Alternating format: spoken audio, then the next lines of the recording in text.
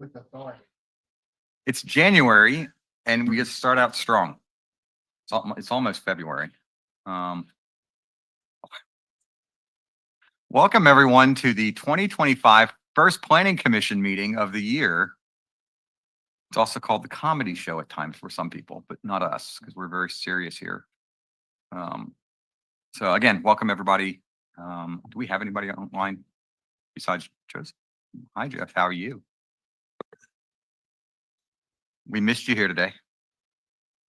We had cupcakes and strawberries for you. Who are you talking to, Chair? I'm talking to you. I thought you were. I didn't want to presume. I'm sorry I missed it. I believe actually, is he the only one that's online? Okay. Perfect. All right, so we'll go ahead and begin today. We have a number of things on the agenda. We have the important one also, which is appointment of the new people to the tree committee. But first, go ahead and do a call to order. Sounds good. Commissioner Jacobson, Here. Commissioner Chang. Yeah. Commissioner St. John, Here. Chair Woodson, Here. Commissioner Rana. Here. Commissioner Barron. Here. You have quorum. Great, thank you very much. Okay, next up is we have a moment of silence and pledge of allegiance. Is there somebody who would like to do the pledge today? I'd be happy. Okay, great.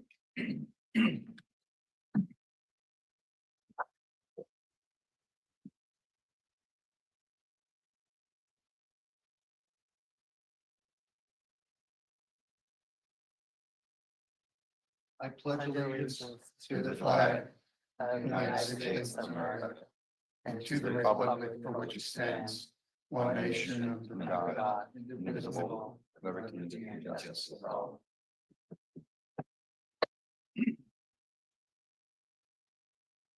All right, next up is special announcements and communications from the floor.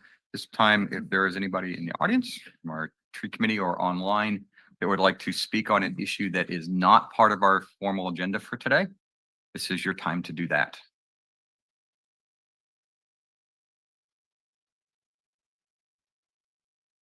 Okay, moving on. Next thing up is our ex parte communication for quasi judicial matters.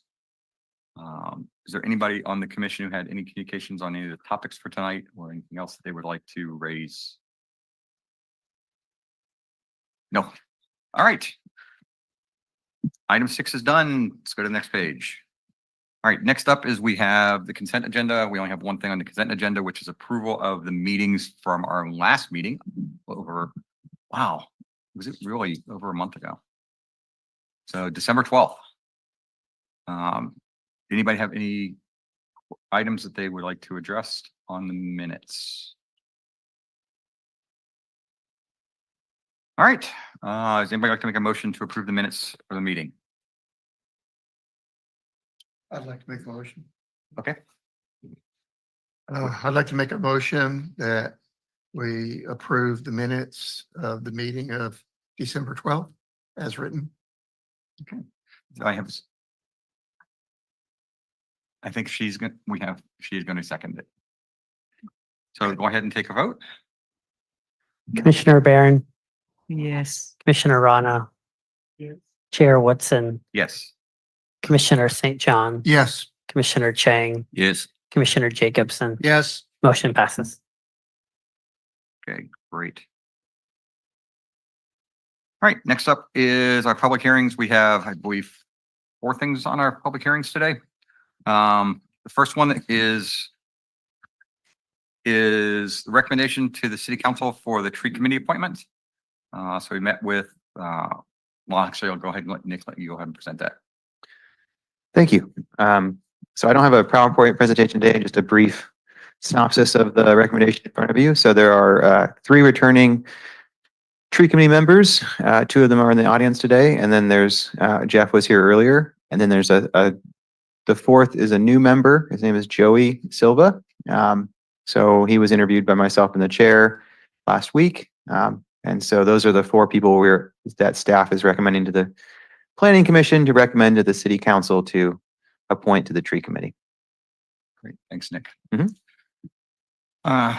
Any comments, or questions from the commission about it? If you want, I can tell you a little bit about Joey, but otherwise, this is pretty straightforward. Yes, Commissioner St. John. I have one question or query. Was Joey the only other candidate application? He was. He was. So, and actually, for transparency, I believe he did not actually meet this initial suspense date for submission. So we actually had 0 candidates. And he was recommended by by people in the community. So after the fact, he applied afterwards. Uh-huh. And then Nick and I met with him last week. Yep. Had a very good conversation. He comes with a lot of experience on the tree side, which I think will be really good to the committee.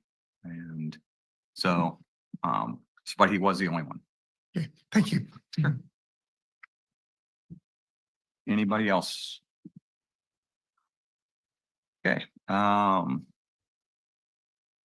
Does anybody want to make a motion to approve the appointment of the current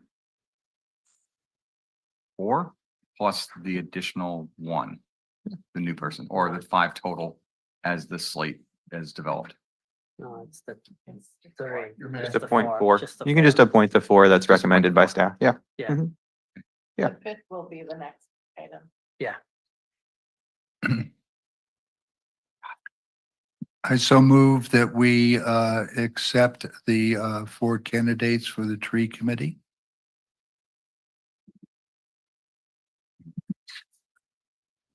She got you twice today. She's on it. Baron's on the, she's ready. It's all right. She is like, it's January and I'm gonna be ahead of everybody. So I believe Commissioner Barron gets for the second time today. Go ahead and take a vote. Commissioner Jacobson, Yes. Commissioner Chang, Yes. Commissioner St. John, Yes. Chair Whitson, Yes. Commissioner Rana, Yes. Commissioner Barron. Yes. Motion passes. Okay. So congratulations. You again have roles for the next 2 years. So, and so round of applause for the 2 years? remaining 2 that are here right now. Well, once Again, thank you very much Thank you. for that and and again, for continuing to serve the community. It's one of those jobs that are roles that is not always thought about, but is actually something very visible to most of our community. So it always seems to come up. And so I really appreciate the time that you are putting into it. It really is done behind the scenes for the most part. And most people just don't realize the amount of commitment that you all have. So again, please accept my thank you and the commission's thank you for all that you all do.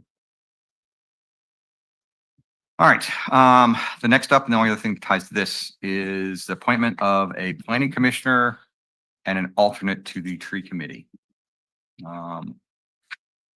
So is there anybody who would like to make a motion to recommend anyone on the commission to serve as the primary for next year?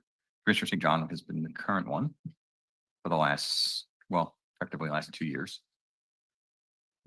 Anybody else would like to serve on the tree committee? Spend more time hanging out with these great folks. Look, that's not fair. Look, they're just waiting for somebody to step up and say, I want to work with us.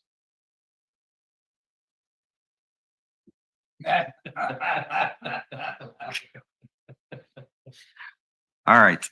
So Commissioner, I can feel it. Commissioner St. John would like to continue to serve in that role. Is there anybody else that we would like to throw forward? We cannot throw Commissioner Walton because she's not here. Yes. You were just like sitting on the button, like you want to say something. Okay. So if we're all in agreement on that, that would be the primary, and then I'm just going to do one vote for this. Is there anybody who would like to be the alternate?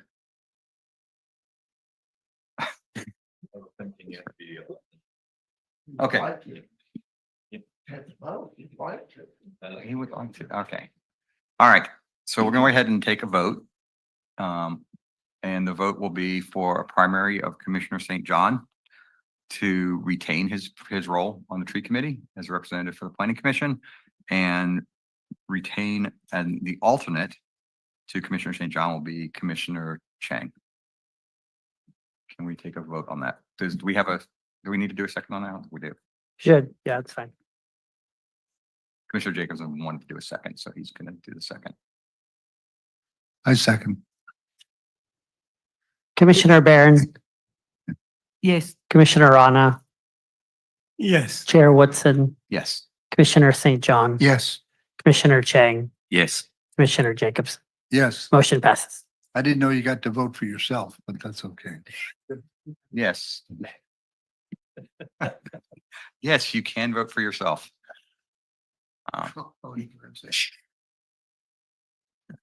Okay, so at this point, I think we have the vote for the tree committee and we have the vote for the commissioners aligned to the tree committee. So now you know who you can go to when you have issues. Which are the same ones you could do yesterday. So, so if you two want to stay, I know that you've got another commitment that started at 6:30. So I think that's it, unless you want to stick around for the other two items that we have on the agenda. Thank you for the reception and our government at work. Very nice. Thank you. Yeah. We just don't have any executive orders that come out of the planning commission. So not yet. Good night. Night.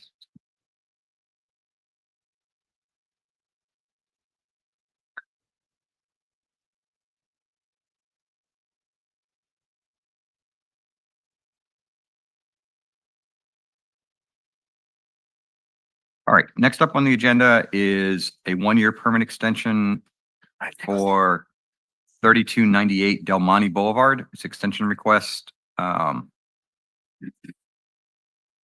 Yes, Brian, you've got the presentation for us tonight? Yeah. Great, thank you.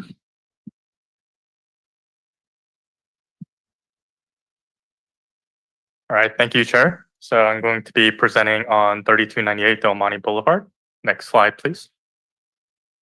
So it's going to be located on Del Monte Boulevard, north of Beach Road. Next slide, please. And here is a render of what the project will be looking like. Next slide, please. So a little background on the project. It's going to be a 94-unit apartment complex built in 2 phases on 2 lots with 14 affordable units. Both buildings will be 4 stories. And on February 8th, 2021, Marina City Council approved a resolution that provided all entitlements for the project. And it was valid for a period of 24 months until February 8th, 2023. On April 23rd, 2023, Planning Commission approved a resolution that granted them an extension of 24 months. And on December 10th, 2024, the applicant submitted an application extension request for 24 months. Next slide, please. So this project is a 6-cycle housing pipeline project. And on November 28th, 2022, they submitted a building permit and have gone through 5 resubmittals. And the main holdup on this project is with the Marina Coast Water District. They require water meters for each unit instead of 1 main water meter for the property and some meters. And the property owner is requesting a variance on the requirement. And we believe that this will be resolved within this upcoming year. So therefore, staff recommends an extension for 18 months based on AB 2729 to have an expiration date of October 23rd, 2026. Next slide, please. So going into detail about AB 2729, originally staff had came up with a recommendation for 12 months, but staff went into a legislative training yesterday and was informed about this bill. And this bill was passed by the governor in 2024. And basically, it extends housing projects such as 3298 Del Monte Boulevard by 18 months because the project approval was issued before January 1st, 2024 and expires before December 31st, 2025. So next slide, please. So we had to make a change on the staff report from 12 to 18 months of having an expiration date of October 23rd, 2026. And next slide, please. So here is the recommended motion for the commission.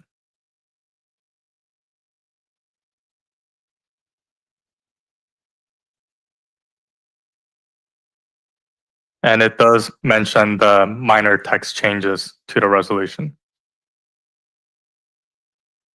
And that completes my staff report. Great. Thank you very much, Brian. I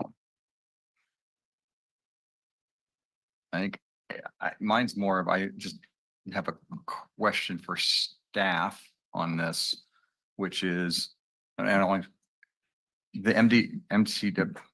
MCWD requirement for individual metering. That's a standard requirement they have on all developments now or apartments that are being built? I believe that's correct. Yeah.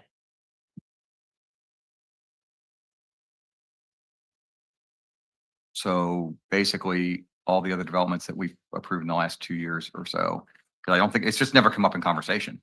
We actually, all of those have been individually metered.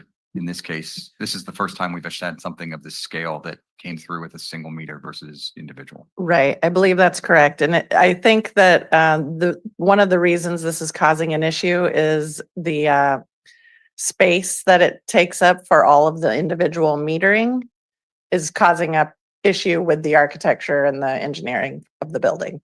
So they're trying to remedy it by this alternative. Yeah, it takes up a lot more space than electrical because of the piping. Okay, and then the other one that I had was the 18 months. Again, this sounds like this was more of just if I understand it right, when I looked at the regulation, this was really about the fact that across the state, things just weren't being approved. And so the state just said, you know, something, we're just going to blanketly make things 18 months because we don't want to slow down progress. Yeah, and this has happened in the state several times before. This happened back in the big recession of 2008. The California legislature did a statutory extension for subdivision maps. I think there were similar things that happened during COVID. Yeah. So it happens from time to time from the legislature. Those are the only questions I had. Commissioner Jacobson and then St. John. Thank you, Chair. So initially it was 12 months and now we've changed to 18 months. But this has been dragging on now for what, almost 5 years. And so why don't we push them and say 12 months and get this thing moving along? Because the regulations. This will be the next item on your agenda, how to better address our situation with permit extensions. I mean, if I get it. right- And also because the state law overrides us. Well, and that for was this, kind of, I yeah. think was my point of why I asked the question was that, Yeah. Yeah. the state law, when they passed that in December, what that basically did was that forced an issue for us because that made it a statutory requirement Uh-huh. that any extensions, it could have been a 3 month extension they'd asked for. The requirement was that they pushed everything to 18 months. So they're actually extending this project state- instead of, The state, because they're not looking at it as this project, they're looking across the state at yeah, all projects, big, small. And they're just trying to say, we want to get Yeah. housing built. so what's the likelihood? I mean, they're trying to get a waiver. What's the likelihood of them getting a waiver? Separate agency. We don't have any. Losing my patience with them. Thank you very much. Commissioner St. John? Yes, thank you, Chair. When you made the presentation, did you mention that they were anticipating getting the waiver in so many months, or what was, I missed it? They did not mention that. Well, they didn't mention it all. We do have the project proponent on the phone, so you can direct those questions to the applicant. So, Okay. And can the applicant, respond to when they anticipate the best time, the most optimistic time for getting the waiver from the, Yeah. water department? Can you hear me? Yes. Yeah, good evening, commissioners. Name's Peter Laughlin with Laughlin Company, the developer of this project. First of all, I just want to state that we're in the 6th or 7th round of plan check. It's taken forever to go through plan check. I mean, years. But that's one of the issues. That's the delay in getting permittable plans approved. We initial discussions with the water management district led us to believe that we could have a master meter with sub meters, and it wasn't until later. And that's how it is on pretty much 95% of the districts across California. Most apartments are built with a master meter and sub meters, and the sub meters are a requirement by the state for conservation and to allow residents to be able to read their own consumption and usage. The water management district's code was created in, I think, 2001. So it's 24 years old. And they, in our discussions with them, due to the fact that they do not actually approve, I guess, a lot of larger scale apartments in Marina, just because it's simply, there hasn't been a whole lot submitted for approval. This has been brought to their attention that they need to up their code. And but we are actually gone in behind actually another apartment community that actually received a variance for the very same thing back in, I think, 2018. I forget the name of the apartment complex, but and they use that to give us for a case study to present in front of the board. We are going to be presenting in front of the board with staff recommendations to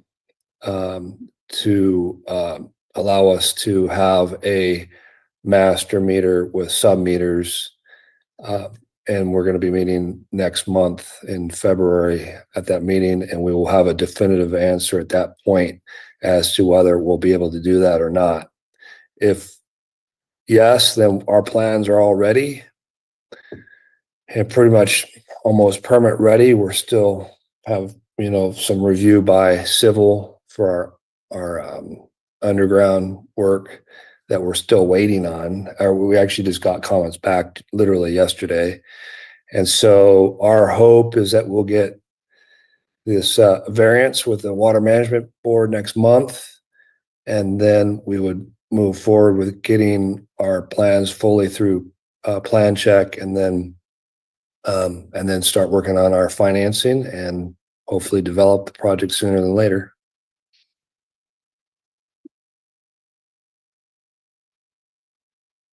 Oh, okay. Thank you. But I'm familiar with this project because I remember when it came up a couple of years ago. That's correct. Yeah, and I don't recall that. I don't recall exactly what our resolution was at that time. I thought it was a resolution to approve the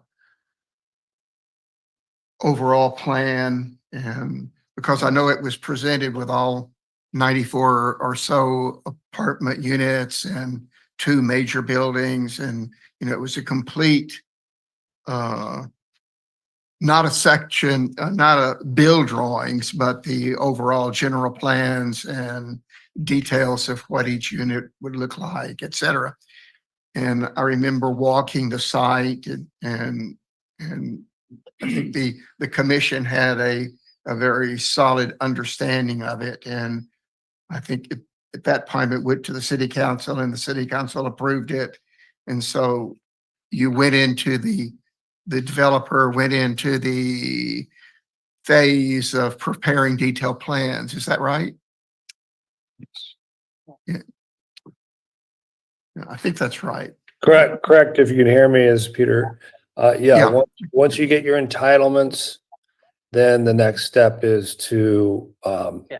have all the consultants put together all the detailed plans to go through the building department Right. for plan So check. you've been going through, you said 6 different cycles of the building plan reviews. So I guess Yes. it's that it should be pretty well worn down, so all you're really waiting on to get permits is to resolve this water metering master meter versus single 94 meters. Is that correct? I mean, once, Correct. We do have one last plan city comments that we need to respond to, and we're working on that now. We just received them yesterday from the for our civil, our improvement, grading and improvement plans. I think you're pretty close to, getting building permits and breaking ground. Is that correct? We're getting closer. Of course, there's always, once you get everything permit ready, then, we need to, get our funding together and then line up all of our subcontractors and it's a process to build something, but we're experienced developers, and we have a lot of developments in other parts of California that we're currently building, and we know what we're doing. So we're just trying to get this project to the point where we can start doing it in Marina. And yeah. All right. So I think based on all of that, the 18-month extension is probably not unreasonable. And especially since it is now codified by the state. So I have no problem in understanding what's going on and proceeding with the votes. Thank you. All right. Commissioner Barron or Commissioner Rana, I guess, had comments. Yes, thank you, Chair. My first question is to the staff. The applicant said that this rule for water meter for each apartment is about 25 years old. And you said initially that this is the rule now. So what's the exact situations?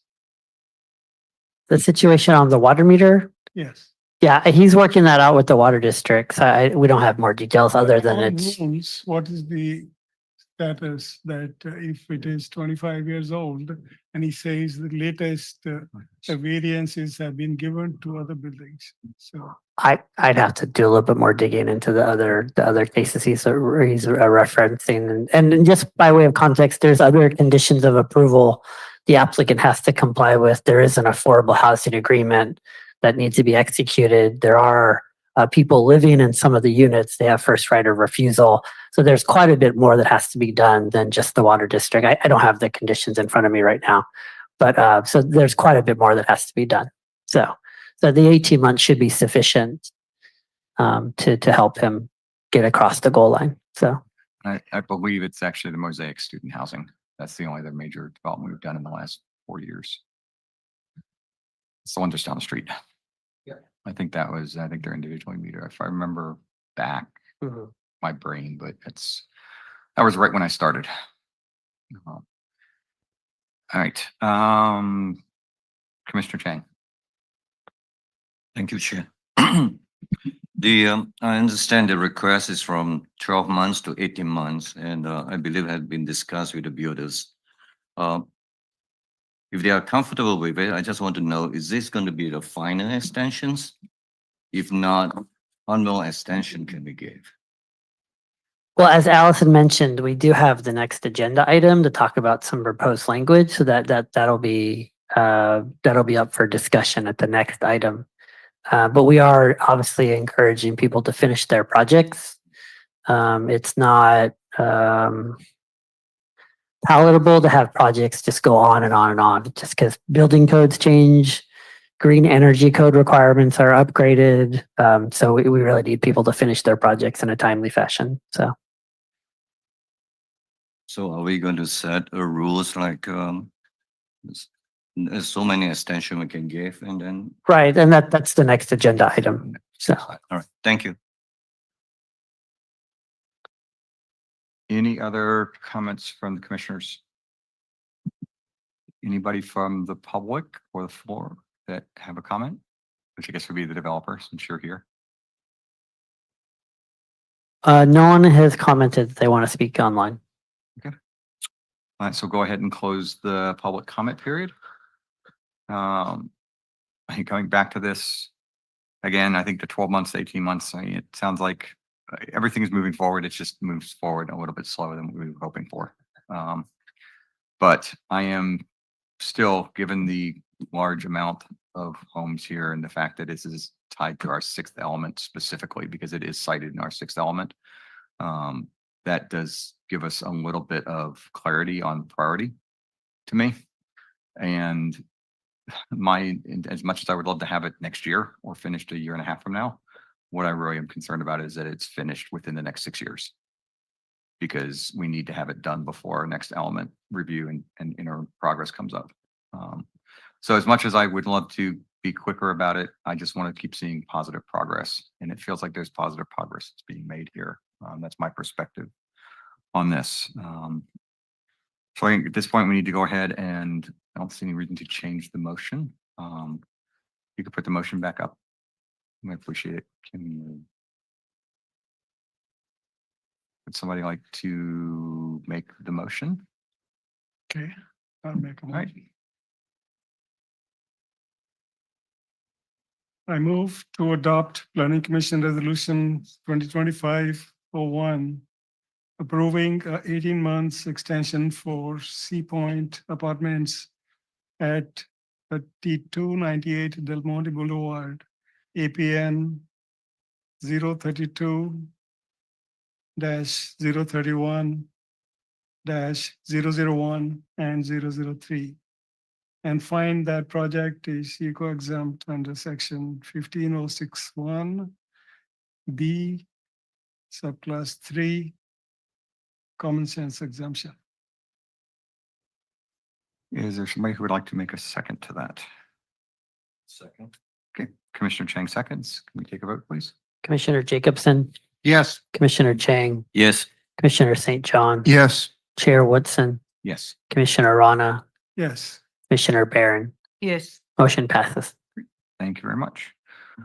So look forward to seeing progress on this as we move forward. This is actually one that indirectly, I think has come up a couple times in conversations here, just wondering where things were. So I'm glad we got an update on this. So good luck with Marina Coast Water District and working with them on the waiver. Okay. Next up, we have the proposed changes to the municipal code dealing with extensions, appeal, and staff transparency. Allison. Good evening, Chair and members of the Planning Commission. I'm Allison Hunter, Senior Planner. Planning Manager for the City of She just Marina. demoted herself. So you earned your promotion. Is this so. kind of your slow way of working towards retirement? Wow. Yeah, that was intense. Okay. Before you tonight, we are going to have a discussion on potential Marina Municipal Code amendment addressing permit appeals, extensions, and the Community Development Director's discretion. Next slide, please. So I'm just going to briefly go over these and then we can go into each one in a little bit more detail. But the first item is a new section proposed to the Marina Municipal Code would be section 17.59 which would allow the community development director to elevate an administrative permit to the planning commission when the director finds that the additional transparency and public participation would be beneficial. The next one is another new section. So these obviously are all in Title 17, which is the zoning title of our municipal code. Section 17.69 would be a new section that establishes clear permit effective dates and expiration timeframes, just as we previously mentioned. The next proposal is Marina Municipal Code Section 17.56.060 and 17.58.5050 and 17.60.060, which are the sections that pertain to conditional use permits, variances, and design review permits, which each have their own appeal section. This modification proposes to repeal those three sections and modify section 1770, which just centralizes the appeal procedures in one place for ease of use. And the last one is another new proposed section 1770.030, which would require the appeal of a planning commission decision to include evidence specifying an error or abuse of discretion by the planning commission. So I'll go into a little bit more detail on each of these and why we're recommending them. From time to time, and we've brought many code amendments to the planning commission in the past, as staff uses the code, we come across sections that are either unclear or perhaps inconsistent with other sections, and that just need to be modified or updated, etc. So just given the previous item on the agenda, clearly our expiration timeframes and effective dates section needs to be updated and clarified. So we'll take that one first. That one is 1769. So if you look in your draft ordinance, the big takeaway right now is that a community development permit granted in compliance with these regulations shall expire within 2 years from the date of approval. So that's a standard. Right now, we don't have that standard lifespan. And then we are adding subsection B to clearly denote that the community development director or designee is authorized to renew any community development permit that would otherwise expire. Oh, so renewals will be for one, that's renewal or extension. Renewals shall be for 1 year with a maximum of 2 renewals. So in the case that we just heard, if setting aside the current bill that we were just talking about that created this 18-month statutory extension, a permit would have an automatic lifespan of 2 years, and they could come in requesting 2 1-year extensions. So that would only give them 2 years total extension. So that would create definitely a sense of urgency to get their permits filed with the building application. Once the building permit is issued, then they're within the lifespan of the building permit. So they no longer have to worry about complying with the planning permit extension period anymore. They're vested. That's what that's called. Once they've received their building permit, they can go on. I believe it's every 6 months you have to have another inspection saying you are making progress. But once they're in that phase, they don't have to worry about the planning permit anymore. So the main purpose for this shortened extension period is exactly for situations like building code cycles change every 3 years. Situations change, the general plan gets updated, whatever, lots of things can happen. So creating this very uniform expiration date helps everybody. And this code section also allows this to be done administratively. So these permit extensions are for time only. It's not the same as a modification. It's simply a time only, so it does not require like a big, huge planning commission meeting. It's just can be an administrative act. So that's kind of the nuts and bolts on that one. Sure, sure. I was gonna suggest that, it kind of let's just attack them one at a time. Unless Attacks. you would prefer me to go through each one and then go out for public comment. And then come back.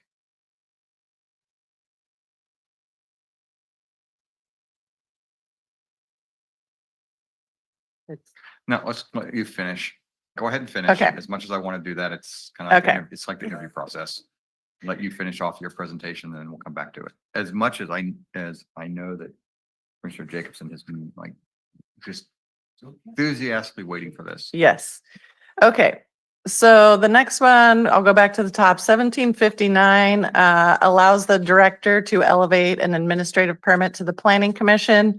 This would be in the case of, say, an administrative permit like a design review for making modifications to an approved landscape plan, for example, which we would consider a large administrative design review.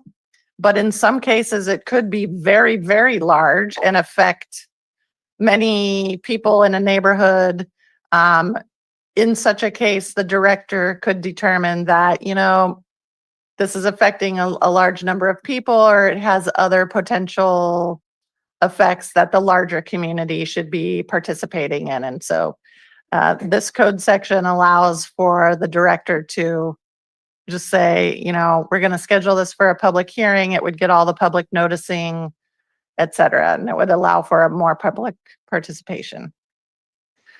So that's the quick and dirty on that one. Like I mentioned, the third one there on the screen with the repealing of those 3 existing sections is simply to consolidate the appeal rules into one place. It's just much simpler and more straightforward. And then the last one, 1770-030, is really intended to reduce potentially frivolous appeals. This is very similar to what the Coastal Commission uses for appeals to that body, wherein you have to show that you're appealing something because there is a concrete and evidence showing that the decision will have a negative effect on coastal resources. And the Coastal Commission will not take up any frivolous appeal that's just like, I don't like my neighbor, and so I'm going to appeal their project. This is kind of along those lines where an appellant has to provide evidence for the record that there was an error made by the Planning Commission in their decision, or there was an abuse of discretion by the Planning Commission. So it's really intended to create a much more evidence-based appeal process rather than something that doesn't have a lot of backing to it. So that's my staff report for each of these, and why we're doing it is simply, as I mentioned before, just really trying to clean up the code and make it more user-friendly and more current with the mores of planning in California. That concludes my staff report. Thanks, Allison. Mhm. There's a lot there, and I think So the deletion side of it, I don't know how many of you actually had a chance to really read through the appeals process that was being deleted. I think, and I'll open up to the commission first, to speak, because I, as a whole, when I look at 17.70.020 and 030 combined, I mean, I know we're not really changing 020, but when I look at the way that they are written, they nest much better together. And they really simplify the language, because I think that the previous language was very nebulous and very ambiguous, and opened it up to almost anybody to be able to appeal directly to the city council on any issue, whether they had presented it or not. So that was my first part. I think the other parts I have some questions on, but I'll open it up first to, everybody else wants to speak first. Commissioner Jacobson. I'm just kidding. You are the one. It is your floor. Thank you, sir. With the previous developer, we had this 18-month extension. Now we have two 12-month extension. What's the relationship between that? Yeah, there's no relation. So the 18-month just came into effect January 1st by an act of the state legislature. So that's statewide. You could view it as an emergency action by the state legislature to automatically extend approved permits for 18 months. That's going to go away in 2026. This will stay until we amend it again sometime in the future through our code. So, I mean, really in the end, your previous decision was slightly moot. The city attorney might disagree with me, but because of the state law that just came into effect, that was just in effect. We didn't actually have to take this action, but we did, and it's okay. Everything you do But- has purpose. What's that?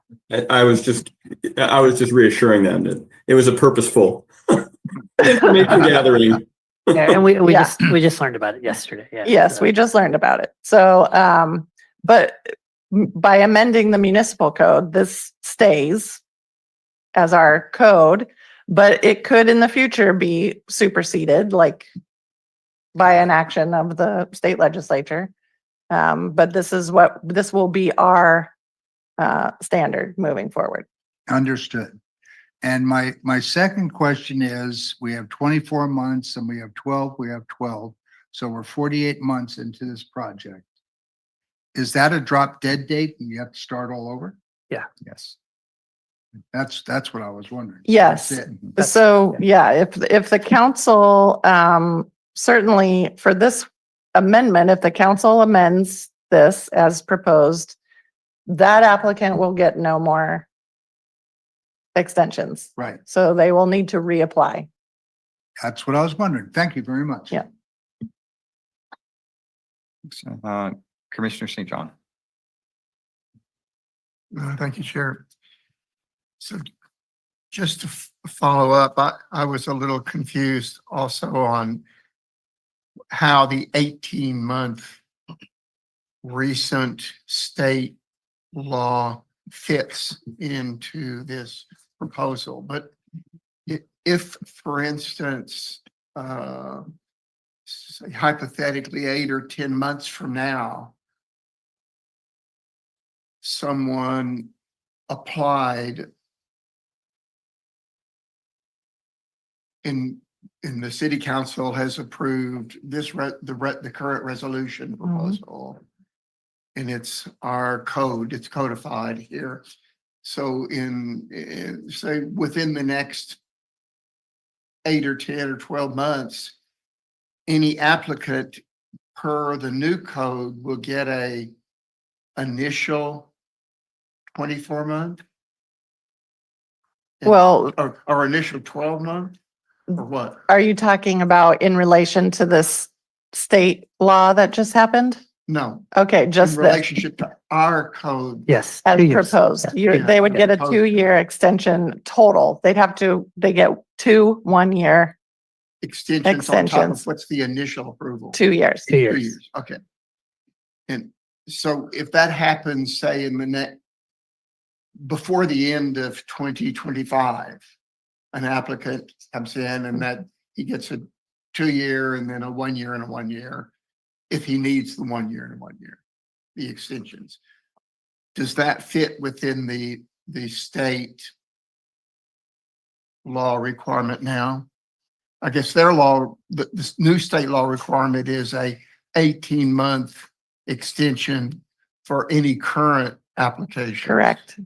Any current application approved before, January 1st, 2024. First. Okay. Yeah. So anything that comes forward today, anything that came forward from January 1st onward, right now would fall underneath our 2-year requirement, which is longer than the 18-month anyway, and it wouldn't even be relevant to the 18 months because that was just an extension. So that's just an extension. Right. The AB extension that came into being, what, 1189, is not going to be pertinent to any new permitting that is submitted from January 1st of 2025 on. That's correct. Right, because they automatically have a 2-year lifespan. And it's new and therefore it's not an extension. So it doesn't Correct. meet the definition of the AB 1189 extension. Yeah, it says, because I'll just read it from the AB. It says approval for AB 2729 issued before January 1st, 2024 and expires before December 31st, 2025. Right? So Okay, I'm clear and thank you. Everything works.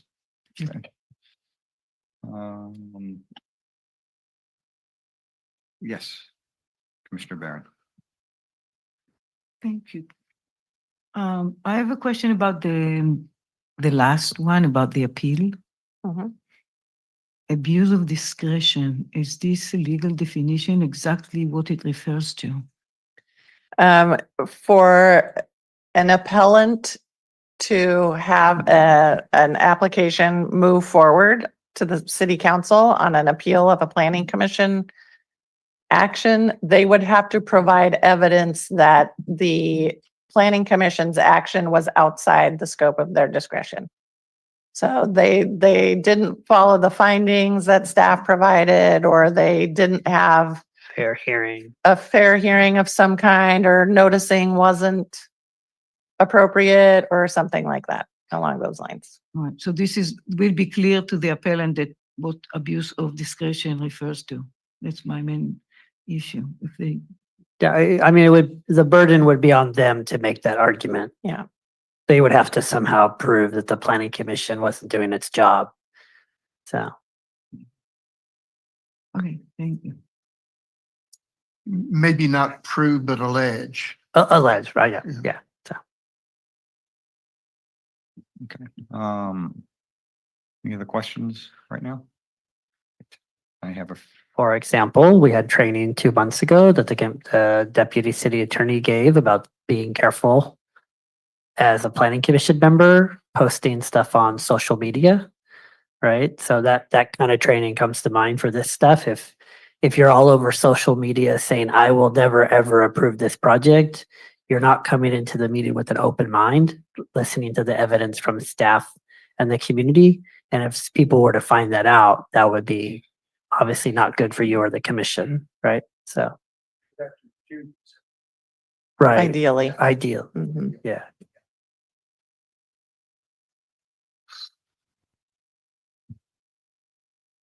internet connection here is terrible tonight.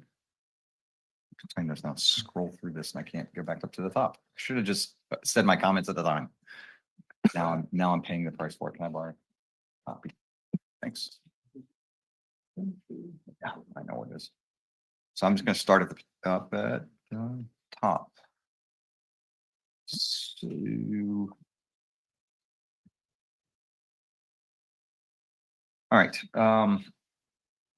So coming back through the development director's discretion, which would be Guido's discretion. Correct? That's your position. That's correct. Correct. So increased transparency, public participation, may defer action and refer.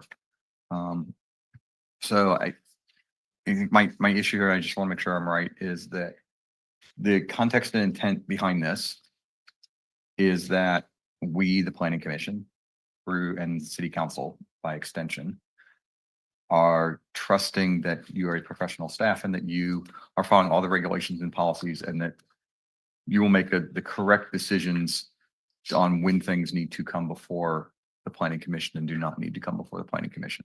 And I know this is kind of simple, but I want to make sure that I understand the context correctly.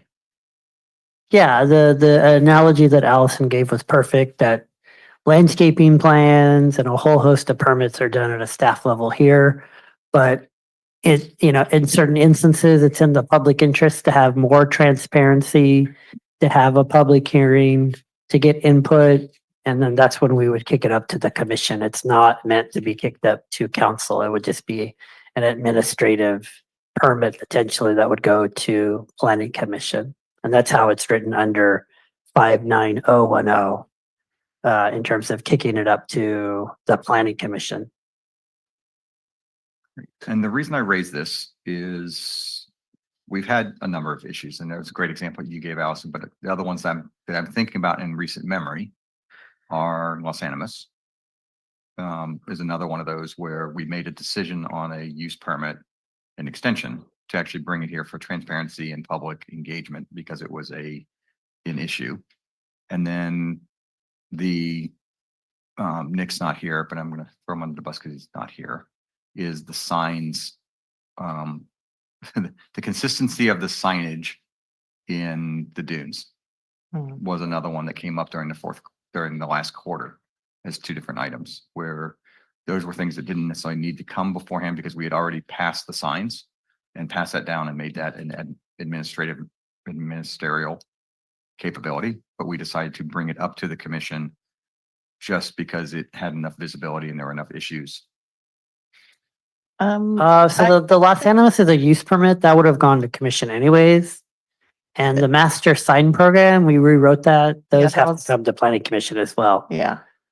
Those two specific examples, having this extension amendment would help with, because Los Animas wasn't a CUP extension. It has been the habit to take those all to the planning commission because our code currently is unclear on who the review authority is. That's why we bring extensions to the planning commission because we'd rather err on the side of caution. That confusion will be relieved if this amendment gets approved by the planning commission and city council. And then the Dunes master sign plan was actually a modification to that master sign plan. So that did require planning commission. All right. Thanks for the updates on that. Okay, so that's the first question I had is just the first part of that. Then on the time limits and extensions, and this is where it goes to implementation of this. So we assume we pass it here, it then goes to city council in a month or so, or whenever it gets on, is able to get on the agenda. It gets discussed for hours by the city council and then the city council approves it. Are our current developers, will they have to meet the new requirements? Or are we going to grandfather them in and say, nope, this is it, you still have your current one? Because we don't currently have a policy on on appeals and pipes. For the big three, those are development agreements. Those are. I'm not talking Yeah. about big three. Yeah. So We have smaller developers that have been sitting around for, in some cases, years. Yeah. That keep coming back to us. And so if we get to a point where we have this new policy, can we use this policy to kind of force an issue to either start development building or just start your entire process over? It will help in one of our other developers that we won't go into detail, but who does have this ongoing extension process that keeps going and going and going because we have no clear rule to make it stop.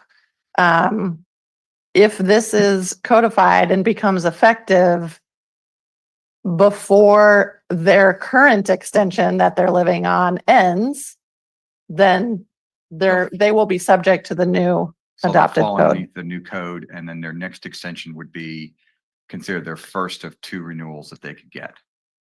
Probably. Or where would we, so if we have a developer that is any developer, any development in the city right now that has an approved plan, right? Planning approval. Yeah. Right now, they're under a limit.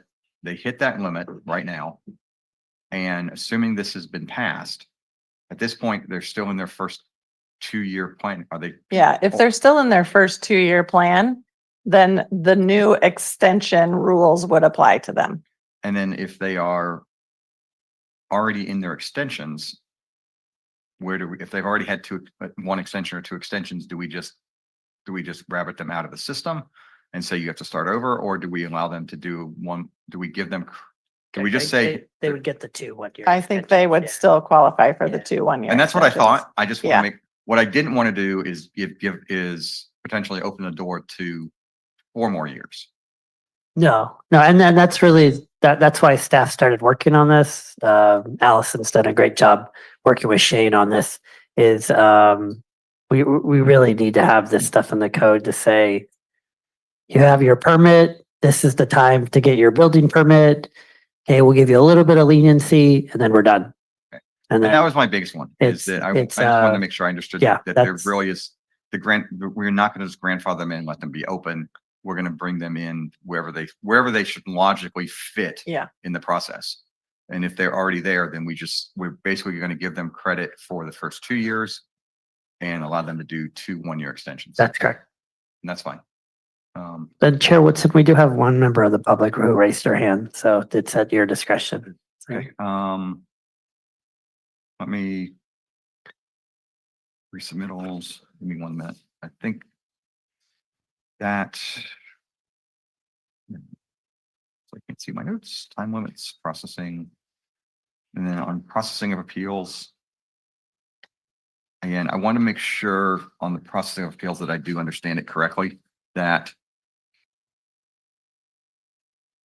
the way I heard it, but not the way I was reading it, is that if somebody in the public, if it comes forward and they want to appeal to the city council, obviously if there is a procedural issue or something that the planning commission has not done correctly, logical. If they have not been involved, and this is where I think I have a little mental disconnect right now. If somebody in the community has not been involved in the process at all, but then after the planning commission decision is made, they just decide they don't like it. But there wasn't anything wrong. They have no real appeal. They just want to appeal it to the city council. But then they have, let's say they have valid grounds to appeal, but it wasn't through any procedural issue on the planning commission. Are they going to be allowed to appeal the way this is written? I would defer to the deputy city attorney on that in terms of standing. If somebody hasn't been involved and hasn't presented their items during the record, I would have to punt to step on that in terms of, do they have standing to appeal or not? So. Yeah, I'm looking at, I'm trying to pull up our agenda, say for like tonight's meeting. And while I'm doing that, maybe Allison, if you do recall if that language appears anywhere else in the code, if it's not in this revision? We do have it on our public hearing notices. Yeah, okay. We do, so through our public notice period, procedure, we do alert people at that time that if you care about this project, you need to make your opinions known through this process in order to have appeal standing. I don't think we have that language on the agenda. Yeah, we could add that to the agenda to be clear. I think that as is, the city could take the position that if you didn't appear and state your comments on the record, that you're precluded from making those arguments on appeal. But we can certainly add that to the agenda template. Yeah. That would be my recommendation to do. Only because there's one side of me that wants to give everybody the full ability to be a citizen and respond to comments and provide input. I mean, that's why we have the process the way we have it. At the same time, we do give lots of opportunities and you want to be fair to everybody. So that would be my recommendation. So go ahead. Those are my main comments. Go ahead and open it to the floor to the public at this point. 1 second.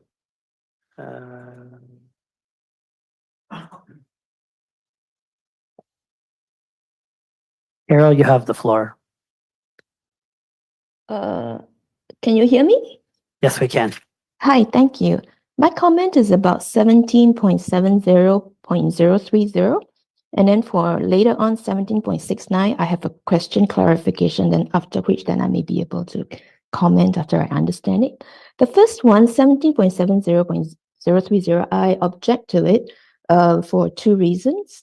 The first one is a appeal on a decision by Planning Commission to bring it to the City Council. It costs $3,000, $2,780 to be precise. And there's also a 10-day barrier. So this is already a very high barrier to entry it's prohibitive for any individual. In fact, the council, when they learned about it, they're actually looking to lower it because, so that it doesn't exclude people. I don't think it's necessary to introduce this when the barrier is already so high, 3,000. It makes, nobody's going to bring up something and spend all this time and money if it wasn't something of substantive effect.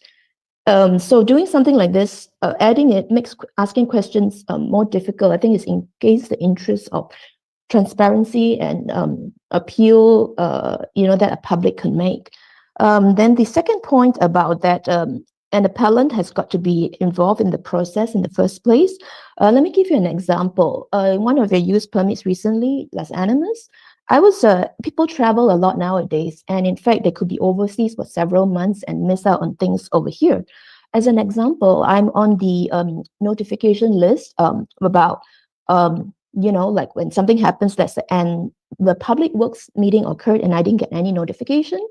And at yesterday's City Council, another member talked about how he was supposed to be notified about something, but something lapsed technically and didn't receive it.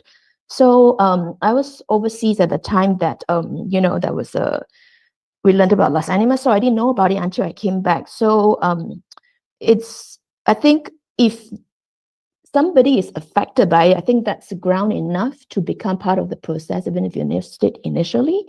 So on these two bases, I object to 17.70.030. The other one is a couple of us were actually quite confused about 17.69. So if I could clarify, then I could comment. The first thing is, who decides an extension of permit now? Is it the director? Then earlier, Allison was saying that with the use permit, the language is a bit unclear now. So you guys kick it to the Planning Commission. But this change will make it clear. And in which case, if it's clear, then does it go to the director or Planning Commission? It's a bit confusing. The second question is community development permit. Could you clarify what that is? Does a community development permit relate only to building permit, or is it relate to use permits as well? If you could clarify these two so we can understand better first. We can answer those. Yeah, I was just saying, Carol, thank you very much for the comments. I think there's a good concerns that we have for clarification. So I appreciate it. I think Guido, I still called you Luigi. Guido, my son's speak coach. I don't know how I'm doing that. So the first questions were, and I don't think if we get a favorable recommendation today, we'll have to research more with the deputy city attorney about the whole issue of standing and whatnot. Really, the focus for today is just on the language about the level of appeal. Also, the Planning Commission has no jurisdiction over fees. So I really don't want to get into a protracted discussion about what the appeal fee is. That really is at the discretion of the City Council. They set the master fee schedule and we implement it, and we have very limited ways to waiver or modify it. In terms of planning permit, yeah, the planning permits are the ones that are under our zoning code. Those are the ones that we're really focusing on today. Use permits, design review permits, tree permits. So hopefully those Sorry. answers those questions. Not really. So it was a bit still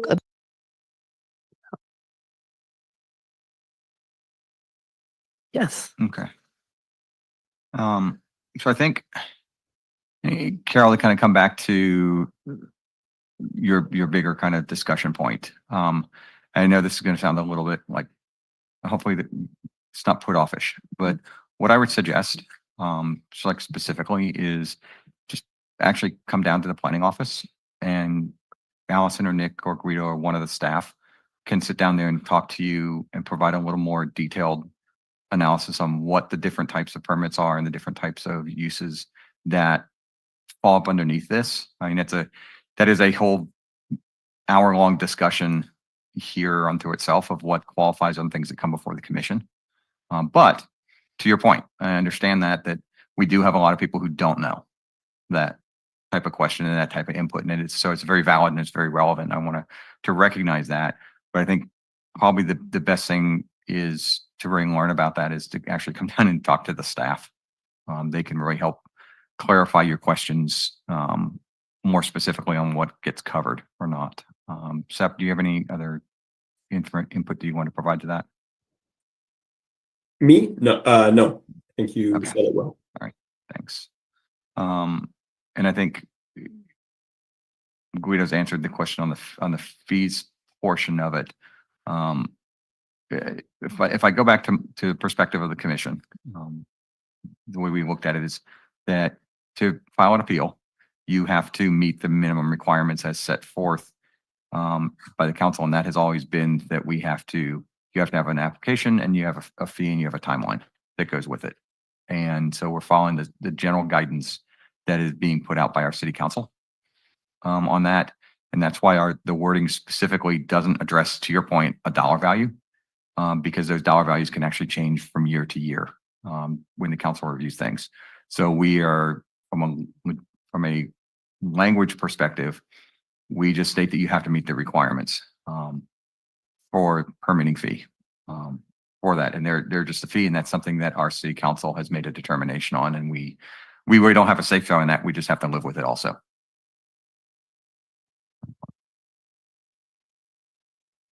Okay. Anybody else from the public? Sorry, may I add? Unfortunately, just the way we have it set up is you have the 3 minutes, and you've used it up.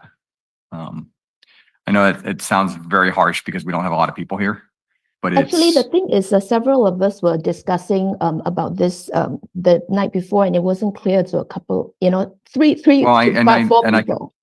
Carolyn, I together. completely understand. And in the end, right now, ultimately, the way the policy is set up in the state, and to make sure that we keep fairness across the process and across all of our meeting agendas, when we set the timeline like this, we have to kind of hold to it. And even though there may be multiple people who have different questions that are coming into it, right now, you are the one who came here, and you're here for the meeting. And so that's kind of just the way it is right now. And I know that, again, sounds kind of harsh, but that's just the way that the policies are set up in the city. Mm. Yep. All right. You're welcome. Anybody else, Guido? That's it, Chair Woodson. Okay, so go ahead and close the public comment period at this point. All right, coming back to the commission. Any other questions or comments that you have for staff about the current regulations and the current rewording of the regulations? Chair Woodson, if there's no additional edits from the commission, I would, on 1759.020, I was hoping the commission would be open to changing. We're really trying to have administrative permits kicked up to planning commission. We don't want this to have every permit get kicked up to council. So the director may refer administrative actions to the planning commission for decision. That's the verbiage we would like in 59020. If the commission's open to that. It's really just to have, hey, maybe there's a tree permit that the community or the neighborhood's really interested in. Instead of me approving it, let's have it go to commission to have more community input, but not to council. That's not the goal. So if- On my level, I mean, I'm personally fine with that because I think that the purpose of the commission is to act as a buffer to the council so that we can address these issues more more closely with you and your staff. So I am fine with that adjustment to the language. Does everybody else understand? Anybody have any other questions or any other changes, comments about adding that? Thank you, Chair Woodson. No? Okay. All right. So I think at this point, go ahead and close comments here too. Are there, see, I guess we need to make a motion to approve these as amended by the discussions we just had. With changes. Through the chair, just for clarification, your request to add to the agenda template, the language about needing to be present or And I'd take that as a engaged, staff action. that's a staff That's- action. that's a Yeah, staff action. I didn't want that to get included in this No, motion. because I think as separate has raised correctly, this is a conversation I think the city council will want to discuss and make a decision on. So yes, it's definitely a staff action to understand. Thank you. All right, do we need to change the recommended motion to include this, direction to staff? Guido? I can just put it up on the screen. Okay.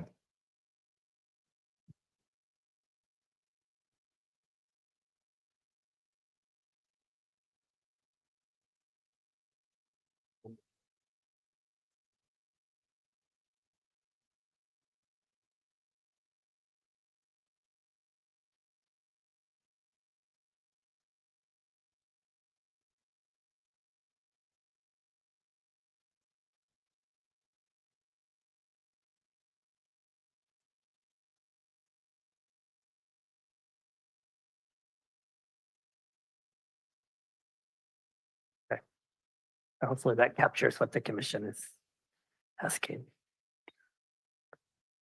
I don't know about that last. line. Guido, can I make a suggestion? Sure.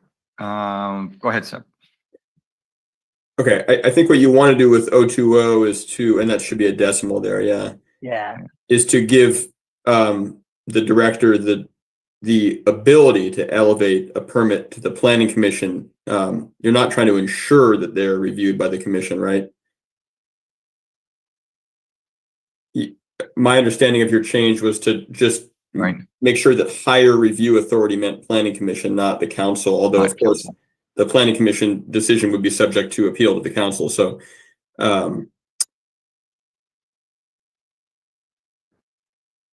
Right, and I don't think you have to add subject to appeal to the council because you have the new regulation on appeals, which stipulates that portion of it, of how appeals work. And am I correct in assuming that you don't want to list the appeals portion in two different places? Yeah. That was not my intention to have it listed here. Okay, no, I just wanted to make sure that I was understanding what you said, right? Yeah, let's go to the actual language of the. Okay, I don't want to do it in front of the commission, but we'll clean this up. So, Well, I think now that it's been raised, I think, and you're typing it, I think we should figure out what it says. So there's no confusion. Yeah. So I think what you meant is defer action and refer the item to the planning commission for decision. Is that you're just replacing higher hearing authority with planning commission? Is that what you meant? yeah, let me get the exact verbiage. Okay. For do this then. I mean, the higher hearing authority is the next level above administrative, which would be the planning commission. Well, but the way it's written right now, it's.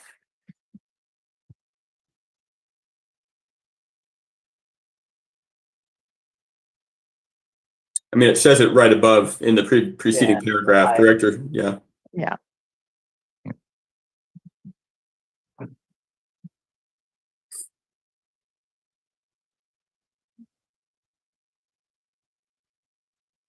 There we go. And then Guido, sorry if I'm out of line here. I'm not really sure what the third bullet about standing for appeals. I didn't hear that direction. That shouldn't be part of the action, I don't think, or the Well, recommendation. we're not gonna have it be in the ordinance, but we want to work with you in terms of better understanding this issue about does someone have to appear at the planning commission if they want to have standing for the actual appeal to council? I would just recommend that we just receive staff direction tonight and maybe that not make it part of the motion Yes. unless the chair wants to do that. No, I'm fine with it not being in there as long as we have it in here that that is going to be worked on before the council. Because I would like it to be raised to the council. Okay. Sounds good. Anything else, Sep? Or? All right, thanks. Commissioner St. John, you had a. Yeah, just to make sure I'm crystal clear on this new dot that you've added to modify 17.59.020 to replace higher hearing authority, I guess, with the words planning commission. That wouldn't be for my understanding, and it may be already written somewhere else, not needed in this motion, but right now, Guido and your designates have considerable authority to do your job. And everything isn't referred to the planning commission. Correct. But you want to have the discretion, a discretionary authority to kick certain things up to the planning commission when you think that's the right thing to do. That's correct. So I guess the wording somewhere already gives you that authority. It just didn't say where you kicked it up to. Is that right? I currently don't have that authority. It's either a Alright. planning commission hearing or it's my authority. So And I think we're actually adding, Yes. we're adding a middle ground. Adding, but you need to add the term discretionary authority or something to where you can. well, that's covered in 59010 about what's the intent. So So what you're saying is the higher hearing authority is the planning. that's correct. Right. Change that to say. Okay. Duly noted. Duly noted. Okay. Nothing is changing about the director's current, Just authority. change to be to is. it's just creating a separate authority that allows him to bump it up. Proper English. There you go. Thank you. All right. Thank you. Okay, all right, I'm clear, thank you. No. MPUSD is looking for English teachers and I'm trying to groom them all out of this commission. Mm. So, all right. Okay. Got it. Did that take care of your question, Commissioner St. John? Yep. All right. All right, so we're back. Recommended motion. Would somebody like to make a recommended motion?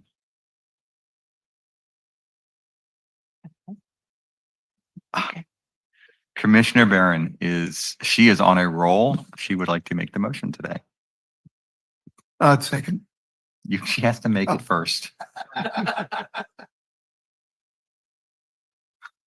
I move to adopt PC Resolution 2025-02, recommending that the City Council adopt the proposed amendment to Title 17, Article 6, by adding new Section 17.59, 17.69, and amending Section 17.56, 17.58, 17.60, and 17.70 of the Marina Municipal Code pertaining to the administration of this title. This action is exempt from environmental review pursuant to Section 15061B3 of the CEQA guidelines. To modify 17.59.020 to replace higher hearing authority is the Planning Commission. Anything else? I would like to second. So we have a second from Commissioner St. John. Commissioner Jacobson, Yes. Commissioner Chang, Yes. Commissioner St. John, Yes. Chair Woodson, Yes. Commissioner Rana, Yes. Commissioner Barron. Yes. Motion passes. Thank you. So again, I think this is, thank you, Allison, for all the work on helping to clean this up.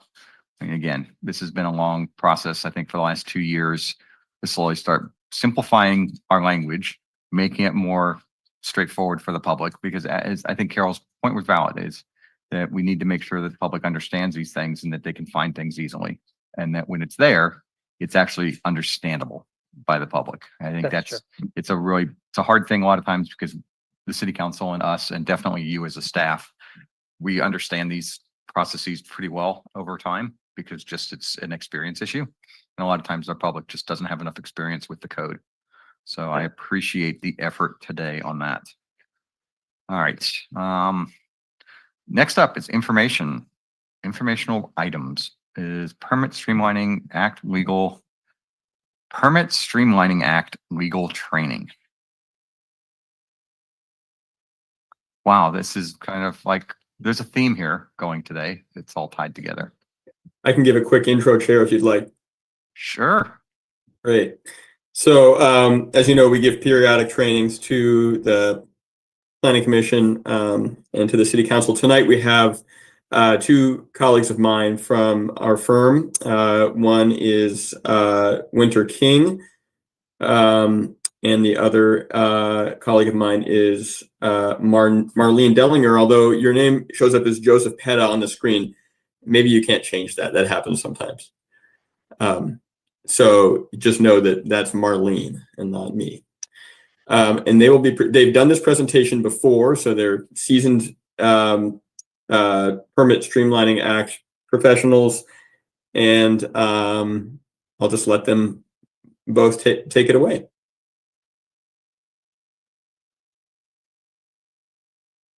Great.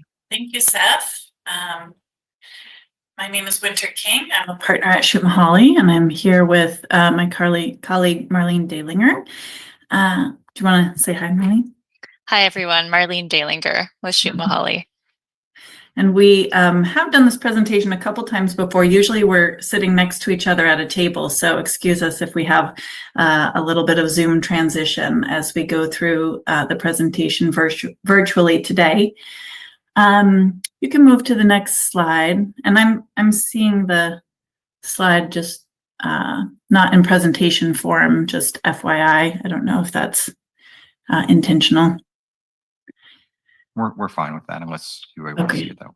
Great, thank you. So the goal of the training tonight, as Seth mentioned, is to provide some information to the Planning Commission and staff and the public about the core requirements for processing development applications. Under the state, a number of state laws, primarily the Permit Streamlining Act, but also the Housing Accountability Act and CEQA and a couple of other laws. We're also going to talk a little bit about consequences for failing to comply with these application processing laws. And this presentation, we're going to go over the requirements sort of in a chronological order in terms of how staff is going to be dealing with applications as they come in the door. So the topics, as you see here, we're first going to cover something called preliminary applications, which actually come in before a formal application for a development project. Then we'll talk about application completeness. For housing projects, the application consistency determination, then the timing for CEQA review, and final action on projects. And at the end, we'll talk about a relatively new, well, now it's a few years old, state requirement that we call the 5 hearing rule. Some of these topics and steps apply only to housing development projects, so we'll be sure to call those out separately from development projects more generally. And we, of course, welcome any questions you may have. We do have a fair number of slides to cover in our time tonight, so we may defer questions, answering some questions to the end. And of course, if you really stump us with a question, we may need to do some additional research and provide you with the answer through Seth and staff at a later date. So I think we're ready for the next slide. There we go. Great. Okay. So first up in the development application process could be something called a preliminary application. This applies only to housing development projects, and it's a relatively new provision of state law that allows housing development applicants to submit something called a preliminary application in advance of submitting their actual application. And the purpose of this preliminary application is to essentially freeze in place the development standards that are applicable at the time this preliminary application is submitted for their project. So I think the name can be a little confusing because planning department staff are used to dealing with sort of a different type of preliminary application, but this is really a pretty formulaic submission. There is a form that HCD has developed that lists out the information that must be included in a preliminary application. The city may also have its own form for this, but it's basically just listing out certain information that needs to be provided to the city in order to complete this preliminary application process. Once staff receives one of these preliminary applications, there is no requirement to take any action on it. There's no need to say, hey, your application was complete or your project looks to be inconsistent with our zoning code. It's really a fairly transactional process. The application is submitted. That locks into place the development standards in effect at the time of the application for this project.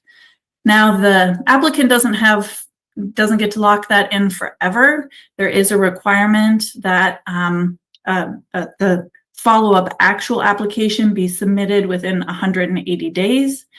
If that application is incomplete, which we'll get to in the next slide, the applicant can try again within 90 days, but they must sort of have a prompt actual development application submitted after the preliminary application in order to take advantage of this sort of freezing in place of development standards. Okay, next slide. There you go. Okay. So the next step in the application review process is reviewing the application for completeness. And this is a step that's governed by the Permit Streamlining Act, and it applies to applications for all types of development projects and not just for housing projects. And development projects are defined pretty broadly here. They include projects that involve constructing, remodeling, or demolishing structures. They also include the subdivision of land, but they don't include purely legislative actions like zoning changes or general plan amendments. And they also don't include purely ministerial actions, but there's a slight exception to that. Development projects here do include ministerial housing projects. So the Permit Streamlining Act requires, this is kind of the first big picture step for application completeness review. It requires the city to establish a publicly available official checklist of all information that is required to be submitted with an application in order for the application to be considered complete. And when the city receives an application for a development project, it has 30 days to determine if that application is complete. And if it's not, the city has to send the applicant an incompleteness letter by the 30th day that lists all missing information needed for the application to be determined complete. And the missing information that the city requests for application completeness can only be information that appears on the city's official checklist of required information. Within 30 days of receiving supplemental materials in response to one of these incompleteness letters, the city has to inform the applicant in writing whether or not the application as supplemented or amended is complete.